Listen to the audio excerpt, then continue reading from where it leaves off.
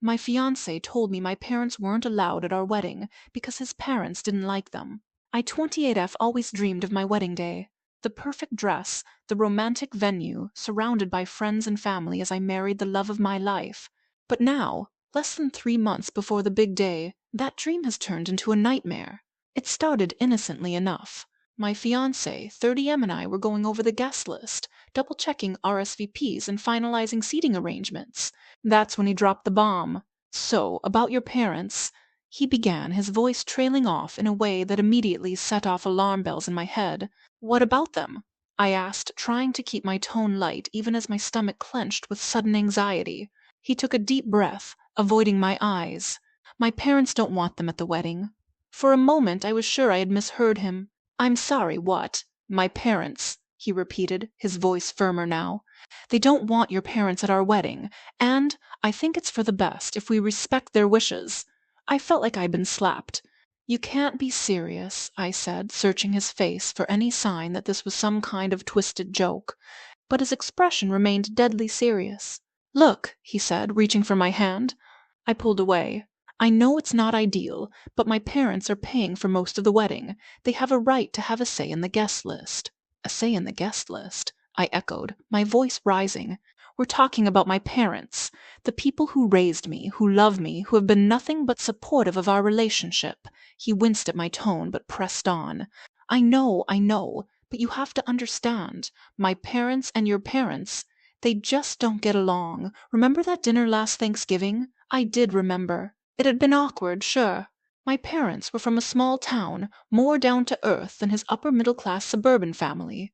There had been some stilted conversation, a few misunderstood jokes, but nothing that warranted this kind of reaction. "So they're not best friends," I said. "That doesn't mean they can't be civil for one day. Our wedding day," my fiancé sighed, running a hand through his hair.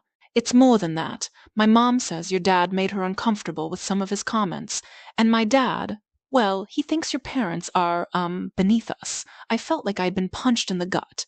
"Beneath us?" I repeated, my voice barely above a whisper. He at least had the decency to look ashamed. Those were his words, not mine. I don't agree with him, you know that. But did I? In that moment, I wasn't sure I knew anything anymore. "So what? You're just going to go along with this?" I asked, anger replacing the initial shock. "You're okay with telling my parents they can't come to their only daughter's wedding?" He shifted uncomfortably. "I was thinking maybe we could have a separate celebration with them afterward. Something small, just family." I stared at him, unable to believe what I was hearing. This man, who I thought I knew better than anyone, was suggesting we have some sort of second-rate ceremony for my family while his parents got to enjoy the real thing. "No," I said, my voice firm. "Absolutely not. I'm not having my wedding without my parents there. End of discussion." But it wasn't the end. Over the next few days, the argument escalated. My fiancé tried to convince me it was for the best, that it would avoid drama on our special day. I countered that the only drama was the drama he and his parents were creating. I tried talking to his parents directly, hoping I could reason with them. That was a mistake. His mother was coldly polite, reiterating that she felt uncomfortable around my father, without providing any specific examples. His father didn't even try to hide his disdain, making snide comments about my humble origins, and how they were trying to give us a classy wedding. I left that conversation feeling humiliated and angry. How had I never seen this side of them before?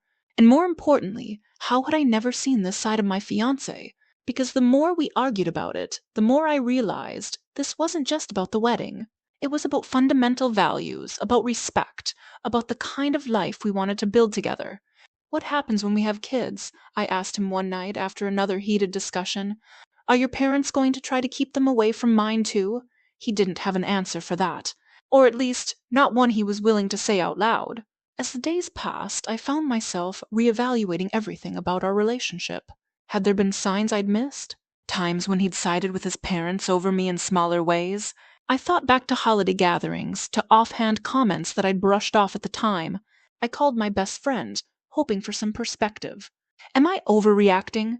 I asked her, after spilling the whole sordid story.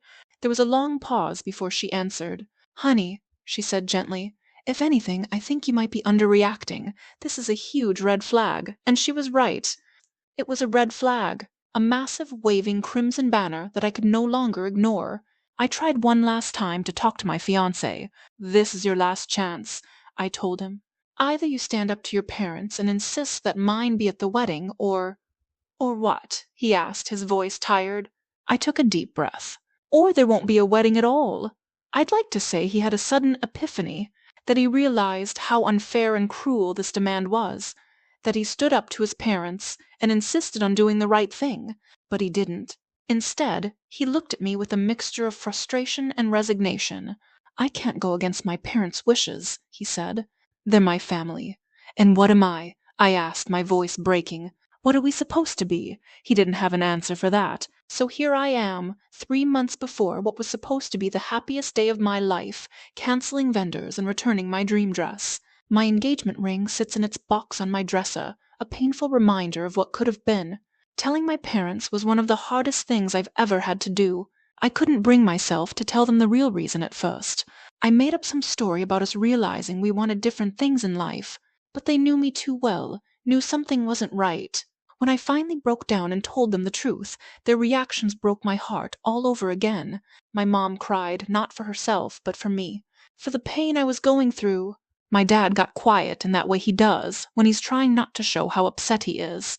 "We would have stayed away if that's what you really wanted," my mom said, her voice choked with tears.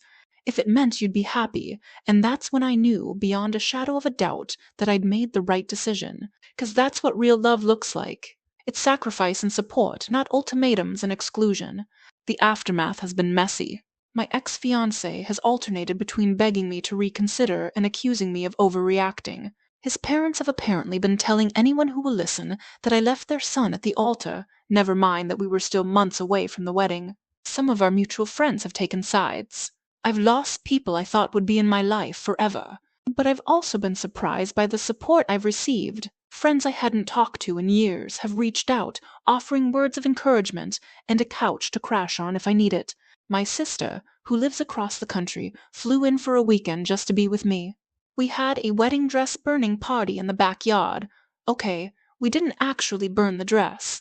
I returned it for a refund, but we did burn some photos and wedding magazines in a symbolic gesture that felt surprisingly cathartic. As the weeks have passed, the initial pain has started to dull. Don't get me wrong, it still hurts. There are days when I wake up and for a split second I forget. Then reality comes crashing back, and it feels like I'm losing him all over again. But there are also days when I feel relieved, like I've dodged a bullet. Because as painful as this is now, I know it would have been infinitely more painful to go through with the wedding, to tie myself to someone who couldn't stand up for me, to a family that looked down on mine. I've started seeing a therapist, trying to work through my feelings and understand how I got to this point. How I could have been so blind to the red flags, so willing to compromise my own values. "It's not uncommon," my therapist told me in one session. "When we're in love, we often see what we want to see. The important thing is that you recognized it before it was too late." And she's right. As much as this hurts now, I know it would have been so much worse if I'd realized it after we were married, after we had kids, after I'd spent years trying to make his family accept mine. I'm not going to pretend I'm okay. I'm not. I'm hurt. I'm angry. I'm grieving for the future I thought I was going to have. But I'm also hopeful. Hopeful that someday I'll find someone who values me and my family as much as I value them. Someone who understands that love isn't about exclusion or ultimatums, but about bringing people together. My parents have been my rock through all of this. They've never once complained about the money they lost on non-refundable deposits or the embarrassment of having to tell family and friends that the wedding was off. Instead, they've focused entirely on supporting me, on helping me rebuild my life. "We're proud of you," my dad told me the other day, his voice gruff with emotion. "Standing up for yourself, for us, that takes guts. And you know what? I'm proud of me too. It wasn't an easy decision, but I know it was the right one. I chose self-respect over a fantasy. I chose my family, the people who have loved and supported me unconditionally, over those who would ask me to compromise my values." As I write this, sitting in my childhood bedroom where I've been staying since the breakup, I'm looking at a photo of my parents on their wedding day.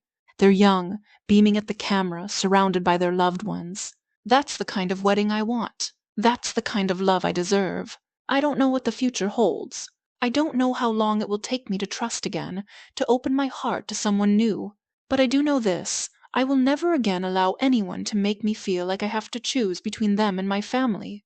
I will never again compromise my values for someone else's approval. This experience has taught me a painful but valuable lesson about self-worth, about the importance of standing up for what's right, even when it's difficult.